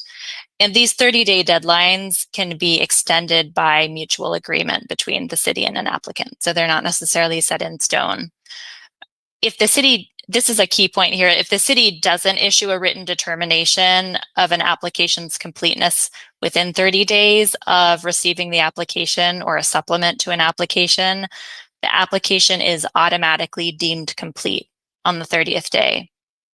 And there are a few other deadlines, and we'll talk about these, but there are a few other deadlines in the application review process that tier off of the date that an application is determined complete, which is one reason why there's such a focus on the deadline for determining application completeness. But there's still the possibility for some back and forth between staff and an applicant after an application is determined to be complete. So the city is still allowed to request additional information to clarify, amplify, or correct materials in an application, even after completeness is determined. And you can go on to the next slide here. Great, thanks, Marlene. Okay, so you may have had a preliminary application if it's a housing project. You definitely had to do a completeness determination under the Permit Streamlining Act. This next step applies only to housing development projects and is actually is a requirement that comes out of the Housing Accountability Act. And that is that the city staff needs to review housing development applications for consistency with the city's plans, programs, policies, basically design standards. And that the timeline for making this consistency determination is runs from whenever the application was complete. So for projects that are 150 units or fewer, the city has 30 days to do this inconsistency determination. And for the larger projects, the city has 60 days to review for consistency with standards and plans and codes. If the city fails to send a notice within these timelines, similar to the completeness determination, the project will just be deemed consistent with all of the city's development standards. So it's pretty important to make sure that these inconsistency letters go out in a timely fashion.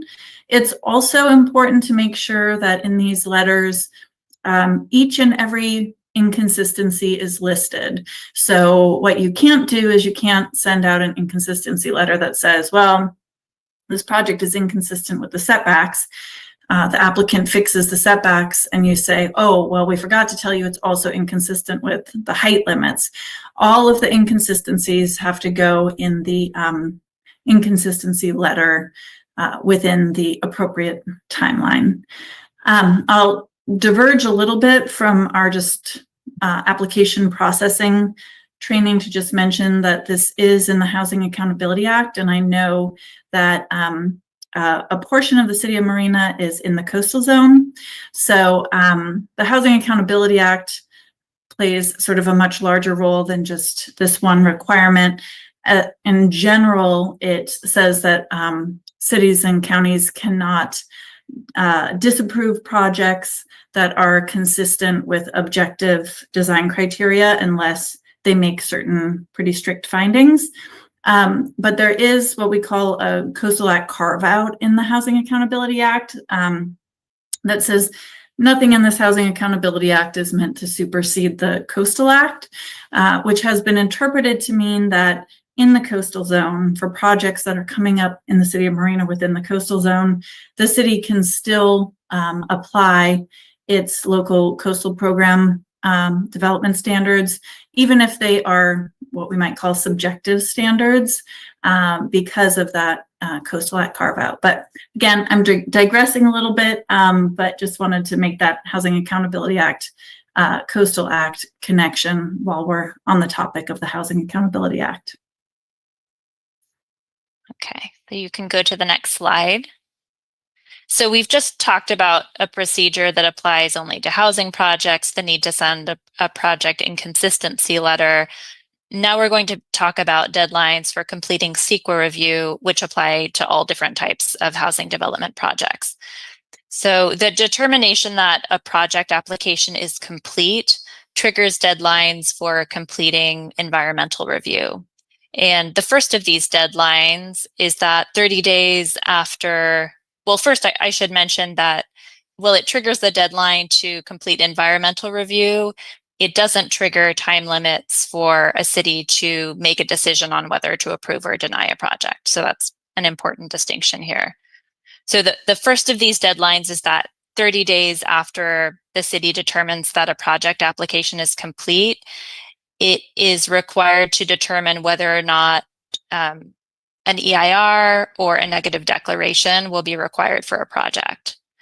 And also from the date that an application is determined to be complete, a city then has 1 year to certify an EIR for a project if an EIR is being required for that project, or it has 180 days to complete and adopt a negative declaration for a project. The city and an applicant can agree to extend these deadlines, and extensions are fairly common. Also, failure to meet these CEQA deadlines doesn't result in a project being automatically deemed approved. It could result in an applicant seeking a court order requiring the city to complete CEQA review, but that type of litigation isn't that common. Again, it's more common to see a city and an applicant extending deadlines or working more collaboratively on that.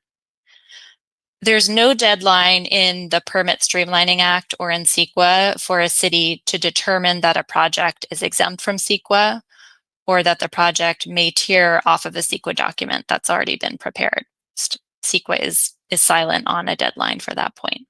But Winter is going to be talking a little bit more about CEQA exemption timing on the next slide.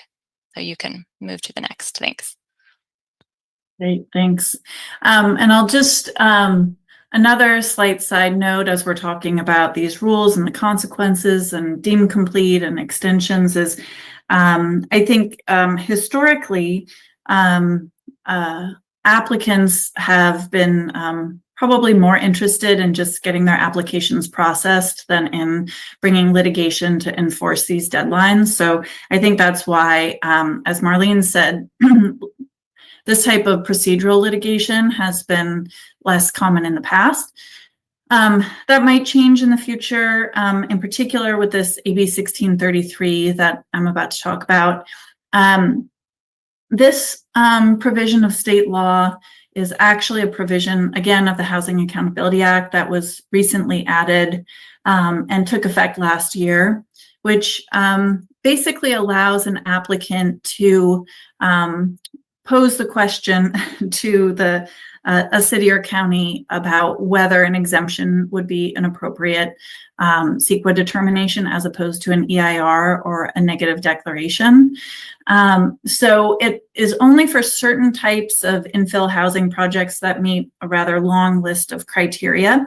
But if an applicant has one of those projects, and if the city is proposing to do an EIR negative declaration, the applicant can submit a written notice to the city, basically saying, we think an exemption is appropriate here and providing evidence and support. And once this notice is given to the city, and this would happen early on in the process, the city would then have 90 days to consider the evidence, consider whether the exemption applies, consider whether there are any exceptions to the CEQA exemption, and make its determination at that point.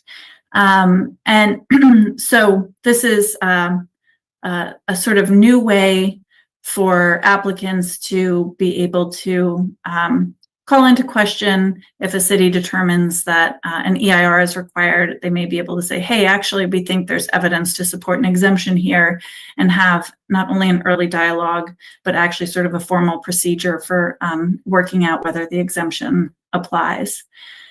So yeah, I think that just about covers that.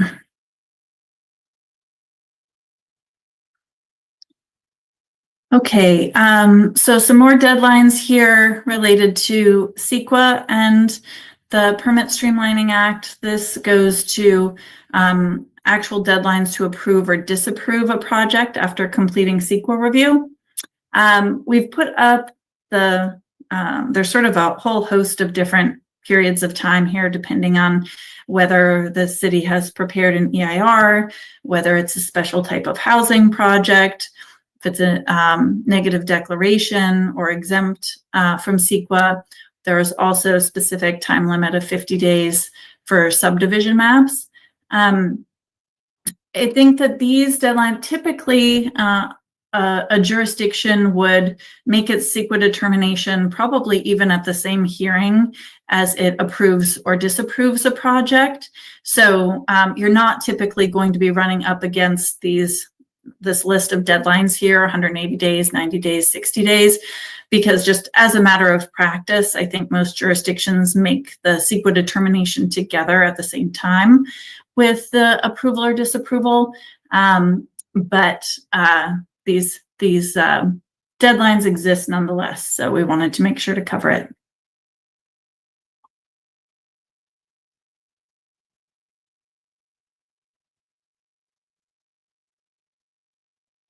Okay, so I'm going to be covering a few topics related to Permit Streamlining Act compliance and enforcement.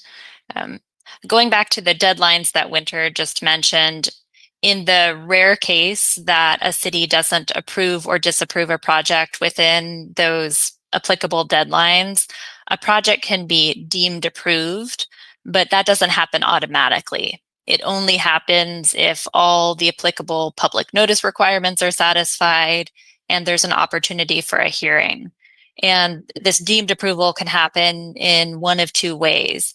The first option is for the applicant to file a lawsuit against the city that asks the court to order the city to approve or deny the project, essentially to finally take action on the project.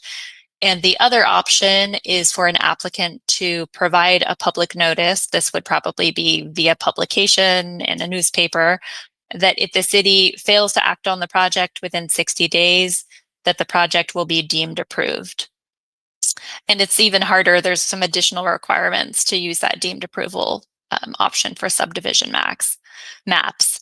But again, sort of the big picture is that the city typically certifies EIRs, approves neg decks, or makes CEQA exemption determinations at the same time or shortly before approving a project. So it's pretty rare that deemed approval would kick in. We also wanted to mention the role of the Department of Housing and Community Development, or HCD here, especially over the past few years, as we've seen more and more new housing legislation enacted in California. HCD now has a larger role in advising cities about compliance with state housing laws, and the Permit Streamlining Act falls under that umbrella.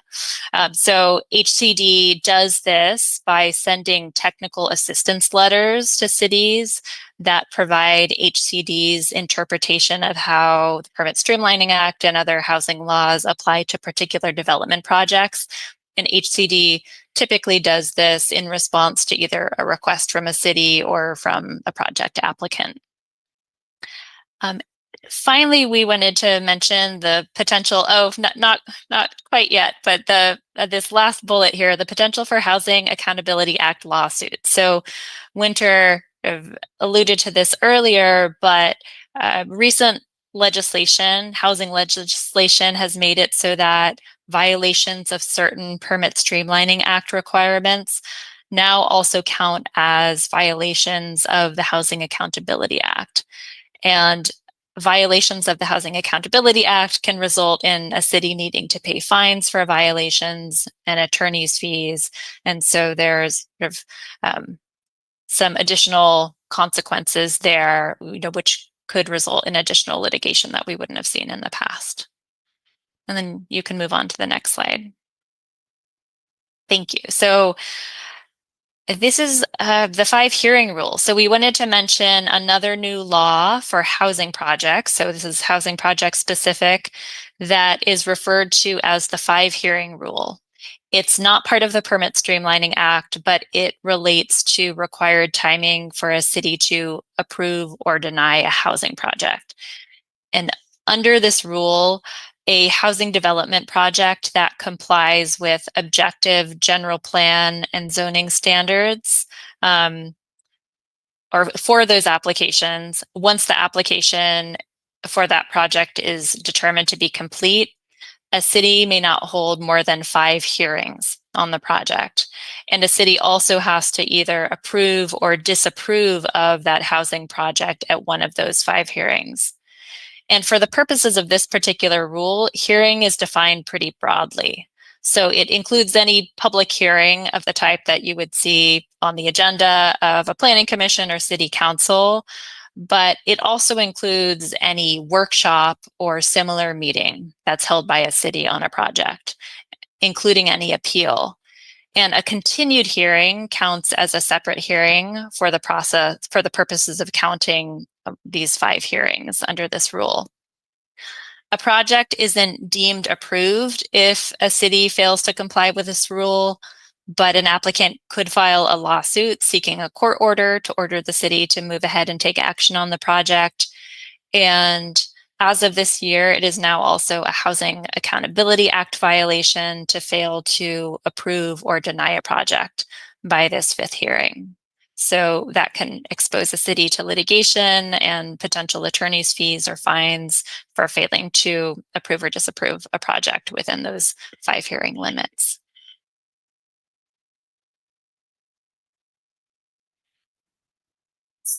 So that was a whirlwind of development application process rules. But we are happy to entertain questions or comments if you have any. Great, thank you so much. Now that Marlene, your name is fixed on your screen, I can't call you a doppelganger for a step, so Not probably a quite, good thing. There you go. Thank you so much for that. There's a lot of information to digest there, and I think fortunately I've seen the presentation before, so it makes it easier the second and third time around than the first time. So it's probably some of the other commissioners who have not seen this before. It's a lot to process. Yeah, thank you. For the commission, some things come to mind about that 5 hearing rule. We probably won't encounter this a lot here, but if we have to, that's why your attendance at these meetings is really important. If we call for a meeting, especially for one of these housing projects, and we can only have 5, and then we have to continue it. This is now the 2nd training our staff has received in the last week on this. That would count. And now we have 1 less hearing. So if it's a controversial item, or even not, and that's why quorum, that's why we're always asking to make sure we have quorum. And then if we have a controversial item with the 5 rule hearing now, we might have to have like a joint tree committee planning commission meeting. Because if we take something to tree committee and then to you, that's 2 meetings. So just keep that in mind that when, if you're on the commission and you're going to be on vacation and there might be something that hey, in a couple months, we're taking this item, please try to let us know so we can make sure we have quorum for these meetings. So I have a couple questions about that. Yeah, I mean, there are lots of things. I mean, the 5 meeting is an issue. And unfortunately, it's an issue for me specifically because we had a developer come in and threaten us. That's how they started a presentation. And it was like, wow, okay, interesting way to start your presentation. But it is what it is. And that was just their way of doing things. That kind of said, I mean, the first thing on the staff side, and this is more of an agenda item that I'm thinking about. not everything that we have, obviously, because it's not necessarily housing related, fits into this 5 meeting rule category. However, if we do have an agenda item that does fit underneath that, is it appropriate or inappropriate that we could add into the agenda itself, that this is the second or this is the third of 5? Absolutely. We can certainly do that to help out the commission. Yeah, and I think that would along the way. That way we know. That way it keeps us honest because we don't necessarily remember. Right. That's fine. And I think that the reason I also do this is kind of the second thing, which is coming back to this. For smaller developments, I kind of get this. On bigger developments, and this is where I'm kind of want to make sure I understand this, continue to understand this process correctly. If we have a larger multi-phase development that has its own site-specific plan, for example, and the developer has a specific change to a specific component. Let's say they're changing the landscaping plan or they're changing a grading issue or it's something they have to come back before the committee on, or the commission, or the tree committee, and then the commission or even the city council. It's the small issues also that count.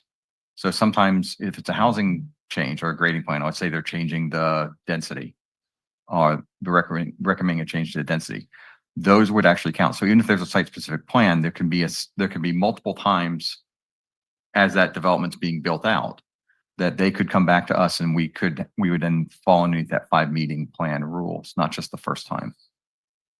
I mean, I'd have to defer the attorneys on that. I mean, so for the attorneys on the call, the chair is referencing, I think, the Dunes development. It's been a development agreement with the city for 20 years, and there's 4 phases, and within each phase, there's multiple permits for each phase.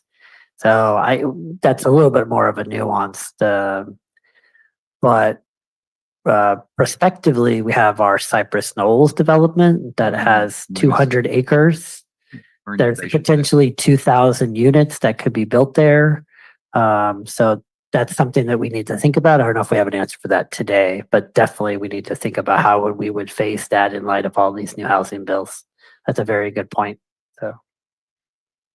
Yeah, and the only thing I would add to that is that in order for this rule to apply, the project has to comply with all the objective applicable general plan and zoning standards. So for more complex projects, I would imagine there might be something like some modification to the zoning or a specific plan or something that might take it out of this 5-hearing rule. So I would just say keep an eye out for that.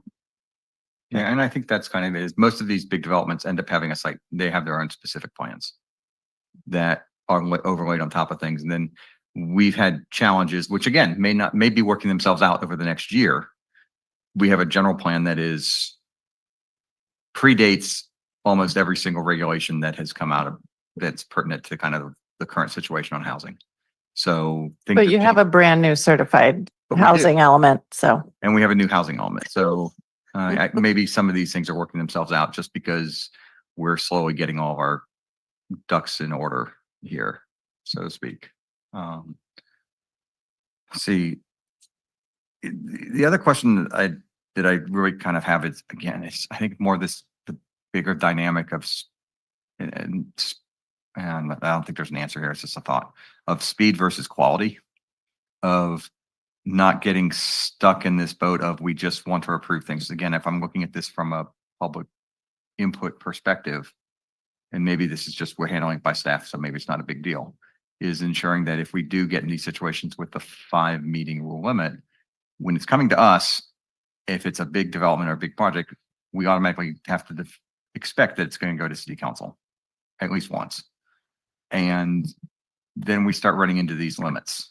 We can hit the 5-meeting pretty quickly on some of the, especially controversial things, and especially on the city council, where potentially they have so many things on their agenda that they just table things.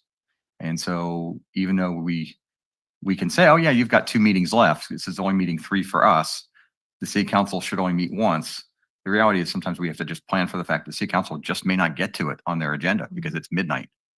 And so that's I think kind of my concern to my fellow commissioners is that when we review these things is to consider that we want to make sure that we're still providing a quality document to the council and not just doing things expeditiously to move it Right, on. right.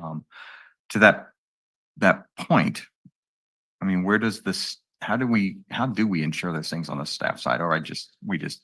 We'll be tracking this stuff, and this is our job to track all these and working closely with the attorney's office. So luckily a lot of our development's already in the big three sites. But yeah, absolutely we'll be, if it's a housing project, the rule of 5 will apply now, and we'll be monitoring that. And I heard this is now the second group of attorneys who mentioned that even sounds like a community meeting could count for that. Right. So we're always, as planners, always about input and community outreach and talking to the public, which is good, very laudable. But with this rule of 5 for housing, we need to kind of balance that with making sure we're not fucking up all of our meetings before we even get to public hearing. So we'll be tracking this. So. Yeah, and I guess that's the other ones I have. I'll just table those until something comes up, and then we'll get to it. I have a couple of questions if nobody else has any. Yes. I have one. Go ahead. Those dates that we saw on the slide, 30, 50, 60, are those dates that you're already working with, or are Yes. those new dates that are now going to compress everything? We already have those dates for qualifying projects. So we're already, as soon as something that qualifies comes in, we are on those dates. I feel better. And I imagine they're not reasonable, but they're workable. They're not very workable, but we do them. Yeah. And that's back to your comment about expeditious versus qualities. Yeah. So go ahead, Allison, you've got some. Yes, thank you, because we never let the attorneys pass without getting all of our questions in. One question, and just to clarify for everybody, when we talk about a housing development project, can you actually define that? And can you tell us, for example, a triplex is not necessarily a housing development project as defined by statute, right? Maybe you can give us a little definition there. So probably unhelpfully, all of these statutes, there are kind of 2 definitions of housing development projects. One are projects that include 2 or more residential units. So they have to have housing units, plural. And it could be solely residential or mixed use, provided that the residential is at least 2/3 of the project. And then there are some provisions of these laws that also apply to single family homes. Every time we do this, we have to go through and parse the statutory language because it's fairly ambiguous. But I would say triplexes are going to be, they're going to be considered residential, housing development projects. They may not qualify for some of these other special provisions, like I was talking about AB 1633, these special infill projects that get to send a notice to the city saying, hey, we think we should be exempt. Those also have to meet a whole host of sort of location and affordability conditions as well. But just in terms of the definition, it's generally multiple housing units, 2 or more. And in some cases, it would extend down to single family homes as well. The triplex, so house, JADU and ADU, or is that what you're envisioning, Allison, or? No, I'm just a straight envisioning a triplex? straight multifamily, Okay. but small project that's All right. 3, not a single family. Okay. I was not envisioning a single family project, and that's just horrible that would be included in there and ridiculous. But I did have another question actually about AB 1633. Does that imply that the exemption that a developer would use would be the class 32 infill exemption, or is it they can kind of go for any exemption? They can go for any exemption. Wow. Thank you also for just reiterating about the Coastal Act carve out. That's always refreshing to hear because we've dealt with that recently. We are updating our LCP. We're undergoing a comprehensive LCP update right now, and it might be helpful if you guys have specialists to help us maybe with the housing part of the LCP, which will be very limited because it's an LCP and we'll just rely on the housing element predominantly, but things might come up that we have questions about. Yeah, and I'll just editorialize a little. I think, you know, HCD, the Department of Housing and Community Development, they're so active now, as I'm sure you all know, in both enforcing these state housing laws. In addition, that's sort of a separate arm from the housing element folks. But I have had some experience with some of the enforcement folks and trying to educate them about the Coastal Act carve out, because I don't think that's really high on their radar. It's not something that applies. Obviously, it doesn't apply everywhere across the state. And so anyway, I don't know if you've had that experience as well, but it may take a little educating to remind. And I know that the HCD is, I believe they're working with the Coastal Commission to sort of like reach some interagency agreement on how to merge these two sets of laws. Yeah, and not to drag this out because we could totally geek out on this and we don't want to do that, but in very recent conversations with our region coastal staff at the Santa Cruz office, they've been talking about how, you know, the Coastal Act and the Commission used to really chagrin residential developments in the coastal zone, and it's never been a priority. Coastal access, visitor serving has always been the priority. But now they are feeling pressure from the governor's office and from the legislature to, yes, we also need housing in the coastal zone.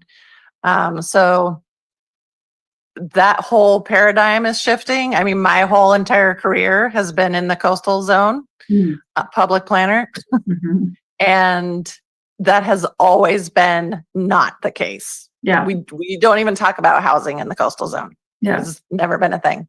So this is a really big shift, and we'll see how it works out through our LCP update. Yeah.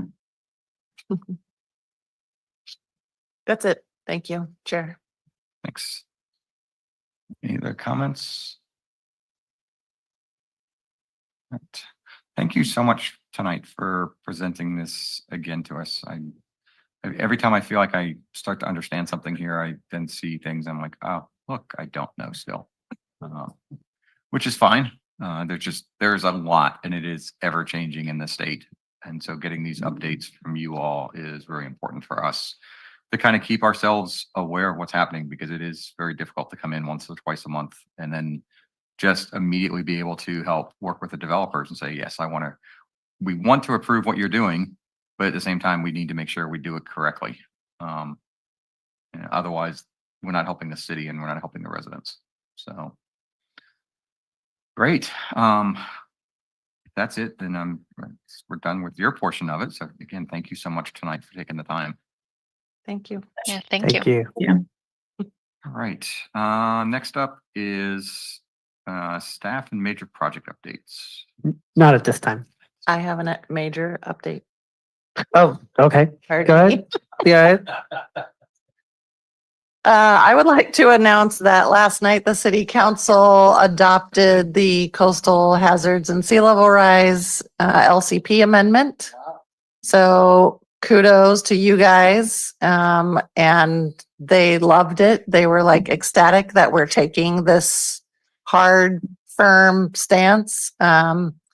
And they're going to get ready to get the busload down to wherever our coastal commission hearing will be to get supporters in the room, because we will be expecting a little pushback, because we're we're going a little beyond. So we'll be getting a little pushback, but they were very excited about it. So it was. They actually didn't have a lot of comments. No, they did As not have a things lot of went on, comments. it was actually interesting. But that was one of the few things I stuck around on last night to hear. And it was usually sometimes they'll go back and forth on specific sections. And Yeah. last night they really just didn't have many for that. So I think that I'd love to take all the credit on our side, but I think it really goes back to the staff, but specifically our contractor. Yeah. And they yeah, did a for sure. really good job of understanding Thank you. Thank you the for way ahead reminding on me. So- that, and make sure that they know that we really appreciate it. Yeah, they Dave Revel presented of Integral and you know, he's beyond I don't, you know, whatever goes on in his brain about coastal geomorphology, I have no idea what all of that is, but he can present very clearly in layman's terms and everybody can understand it. And he did a super great job. But yeah, that project went back to 2017. I've only had 2.5 years of it, so I take very little credit. It was definitely all that background and all the ups and downs. And She's being very humble. She project managed a lot of stuff on that issue. So we appreciate it. And I apologize I didn't bring it up earlier. So thank you. yeah, it's a big milestone. So yeah, pretty excited. So it ranks up there with our downtown revitalization plan. Literally, those are two plans that started development at about the same time. Well, downtown was decades ago, but Well, I don't. Yeah. Okay, fine. But no, we appreciate Allison's my- work and she yeah. project managed a lot of it. And actually, we recognized her in front of the staff this morning for all of her work. So I apologize I didn't bring it up earlier. So it's okay. No, So it's okay. It just saved me having to bring it up because I was going to bring it up. 'Cause I thought that was very important last night that they got to that. So. I had something and totally forgot. So, all right, moving on. Correspondence. none. Okay, that leads to adjournment. So that's where we're at. Yep. So I will. There. Since I was too loud the first time this morning, it's now meeting adjourned.